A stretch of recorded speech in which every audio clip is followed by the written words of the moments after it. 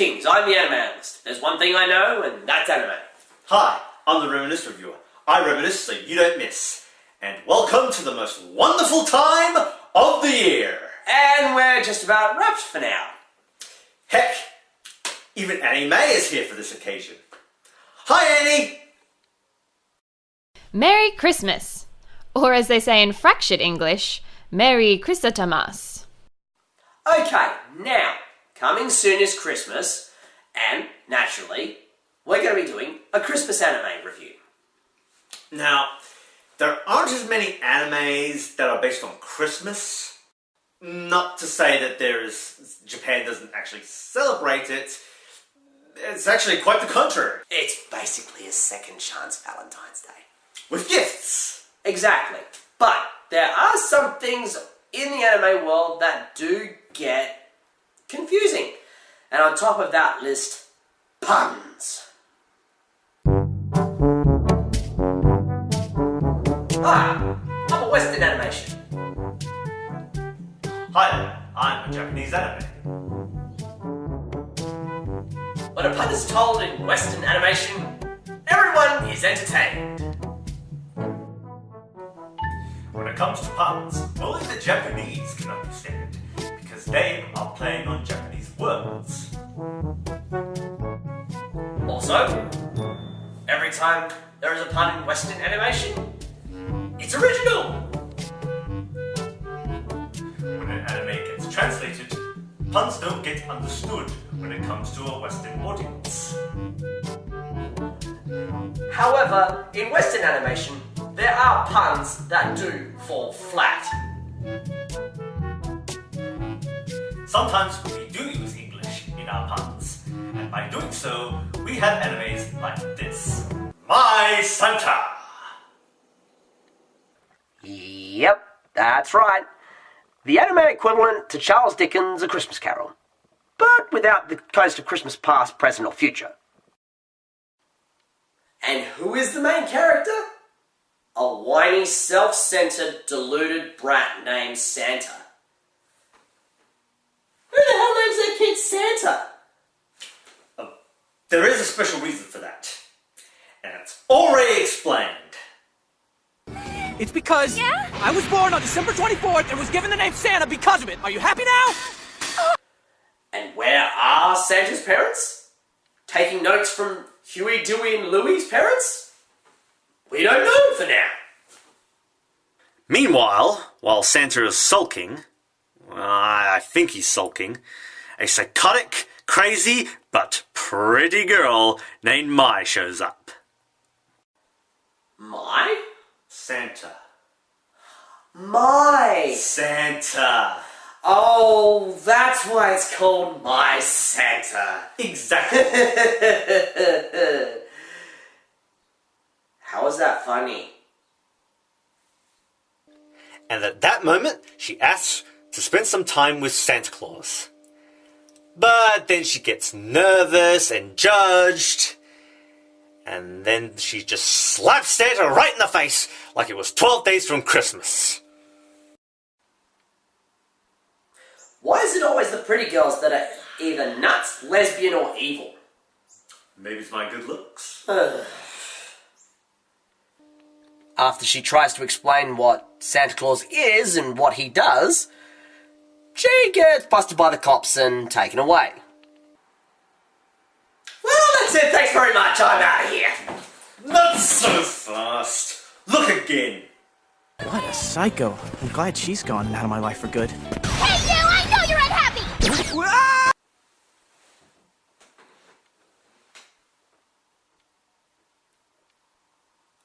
How the hell did she escape from those cops? Christmas magic? Who knows? Meanwhile, she's yammering on at 1,000,000 miles an hour. Sandra is trying to escape from Mai. And this drags on for 4 minutes. Can you slow her yammering down, please? Sure. I'm not creepy. I am Santa. It's my duty to... A little faster, please. Whoops. and give hope to all the boys and girls around the world, and I give presents to all the good children I find. So you should spend the night with me. I promise to use my Santa Claus powers to make you happy. Where'd he go? Thank you. After that fiasco, Mai and Santa bumped into the new class of Cromartie High. Okay, it's the Yakuza, but it might as well have been the new class members of Cromartie High. So, after Santa receives a shit-kicking by the Yakuza boss, Mai steps in and, lack of a better word, kicks his ass, followed by Santa. And how do they defeat the Yakuza? That's easy. With fish summoned by Mai's toy reindeer, Pedro. There is one little problem with her magic powers. She can only summon things that have sand in them. So, for example, Sandwich, Sandpaper, Carmen Sandiego? Pretty much. Where's all this crap coming from? When Santa and Mai finally make it to Santa's flat, Santa starts bitching and whining. However, At least we finally get to hear about Mai's origins. and let's not forget The fan service! Next, more bitching and complaining by Santa because his parents aren't home for Christmas or his birthday. So how does Mai solve this problem? By being a ho-ho-ho? You filthy boy! I'm not that kind of girl! I don't think so. I can cook a chicken, bake a cake, or some cookies. Tons of stuff. Your party will be a true celebration. Eat up! How is it? I made all of this and I can make a ton more if you want. This should be just fine. Looks like Santa got his wish. Mai then tries to explain that in order for her magic to work, she has to rely on happiness, which is totally...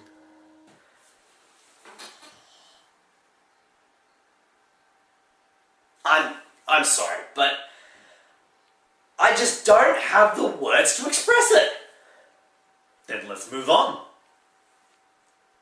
Meanwhile, Santa gets an unexpected surprise in the form of a phone call. But then Mai hangs up the phone, which leads them to having an argument between fantasy and reality. Bear in mind, Santa just saw Mai perform magic in front of him. Now, there's probably an explanation apart from him being... A little dipshit? Yeah, I guess so. You see, there's this wise quote that someone once said. That seeing isn't always believing, but believing is seeing. In short, it's not what's outside but what's inside that counts. Yeah, something like that. Mai and Santa begin arguing about the same subject again. That's when Mai decides to piss off to I don't know where, and Santa goes to his friend's house, only to find out that he didn't get a call from his crush. So she was telling the truth the whole time. Who would have thought? I did. So, naturally, he goes bolting to Mai at the shopping mall and admitting he was wrong. So, Santa gives Mai a kiss And turns into a Christmas-themed magical girl. and Pedro becomes an actual reindeer. Seriously? How the hell does Santa stay energetic? He better not be doing what I think he's doing. What are you... Oh. I hope not. The missus ain't gonna like that one bit. And he won't just be on the naughty list. But also grounds for divorce. So then Mai gives Santa the... Well, you get the point from this moment on. So there's really no point explaining. So, what does he get after all that? The same thing he gets every year. Jack and shit. and Jack left town.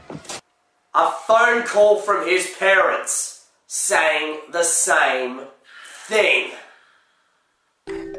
They're news photographers. During their travels around the world snapping pictures, they stumbled onto something they couldn't ignore. Even on Christmas, they can't abandon these children for their own desires. Okay. So, with the explanation of Santa's parents' dilemma, why did you bother even having a kid at all? I mean, we acknowledge that you're helping out the kids and that they need help. Though your parenting skills are still up for debate, or on trial here. You brought a child to the world and you left him behind, making him the Scrooge of Japan. And it is the result of your lack of parenting. That's bad, people!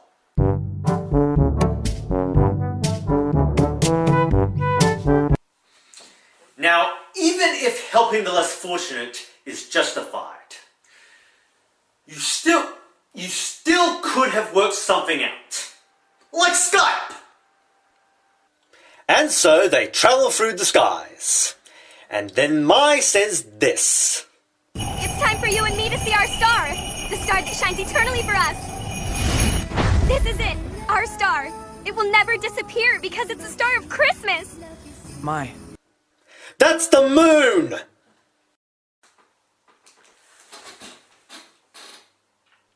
Okay, I really do question this anime. But don't get me wrong. I know it's Christmas. Peace, love, goodwill to all men, women and kids. And we're only halfway there. What? We're not fucking done? It's okay. I got something for just the occasion. Oh, you shouldn't have.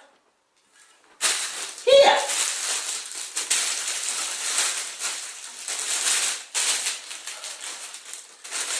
Oh, wow! Thanks, analyst! I guess your heart wasn't that black after all. Well, let's start with episode 2. We see Mai and Santa at the beach. Well, you might as well be doing this. In the summertime, when the weather is high, you can stretch right up and touch the sky when the weather's fine. We're then introduced to 2 new characters. First is Mai, Mai's little sister.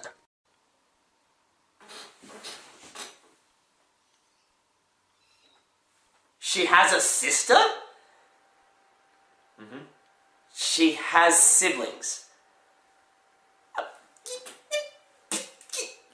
thought her parents would have learnt their lesson after Mai. They better not have a third kid. My. Nah. Mm-hmm. Then Sherry. That's the psychotic bitch coming out of the water, screaming ho ho ho and my. More like my ho ho ho. I know that joke's already been done, but it suits her better. Mai and Sherry battle it out on what appears to be a Christmas-themed wizard's duel. Also, we get to see the same material from the first episode with a few differences. It's only Sherry instead of Mai. More or less. In short, same shit, different episode. So for the interest in time, we'll make this short and sweet. For the next 12 months, Mai and Santa spend quality time together. But Sherry reminds Mai that she has to return to Santa Country. Santa Country? Really? Don't they mean the North Pole? I need a drink. Make that 2 of us.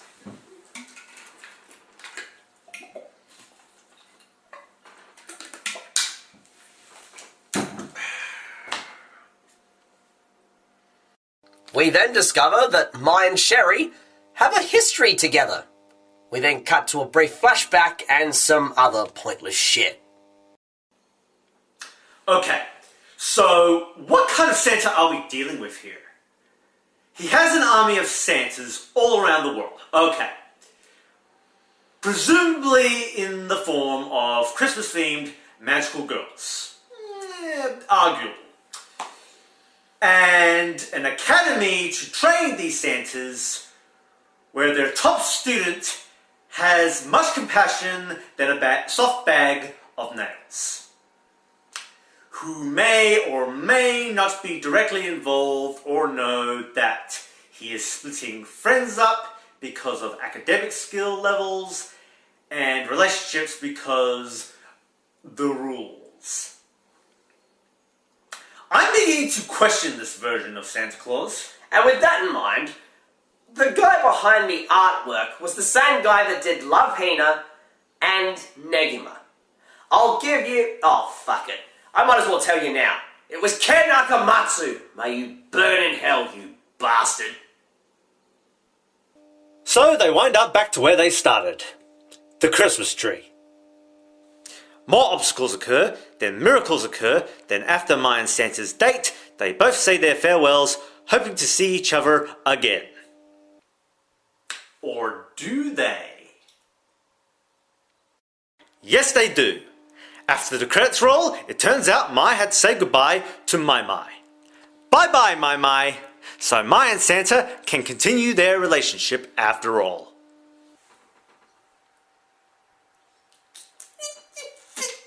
What the fuck? After all this time, we've been on a fucking wild goose chase, hoping that we would see something for the festive season.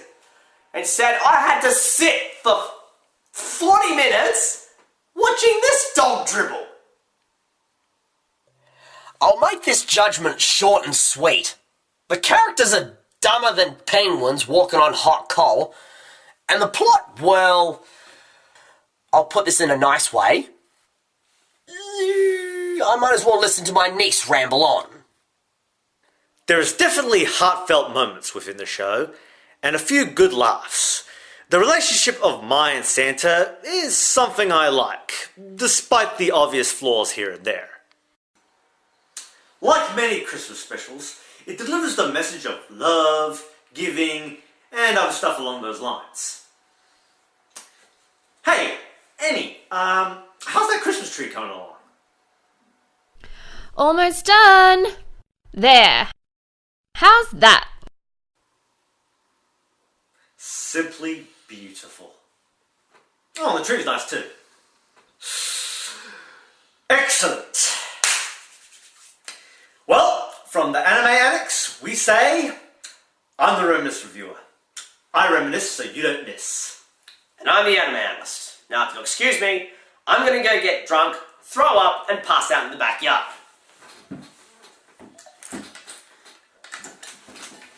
Why does everyone screw up the Christmas specials?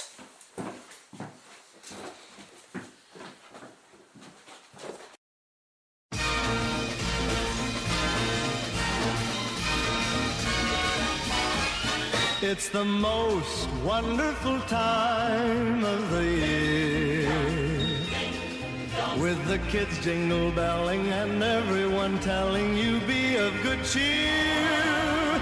It's the most wonderful time